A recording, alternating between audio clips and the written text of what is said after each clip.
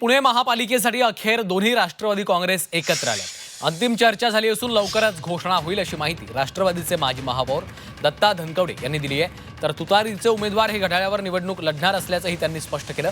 दरम्यान प्रभाग क्रमांक 38चा तिढा लवकरच सुटणार असंही त्यांनी म्हटलं आहे। दोन्ही राष्ट्रवादी एकत्र येत अशी काही नेत्यांची मागणी आलेली आहे। दोन्ही राष्ट्रवादी एकत्र आले हो साहेबांची दादांची हो दोन्ही राष्ट्रवादी या एकत्रच येणार आहेत, त्याचा काही विषय नाही आहे। त्या बाबतीमधल्या चर्चा झालेल्या आहेत, फक्त आता घोषणा होणं बाकी आहे आणि ती घोषणा लवकरच होईल। आपल्याला एक चांगली बातमी त्या माध्यमातून मिळेल। आज स्मिताताई कोंढरेंच्या माध्यमातून राष्ट्रवादीमध्ये प्रवेश झालेला आहे त्यांचा माजी नगरसेविकांचा।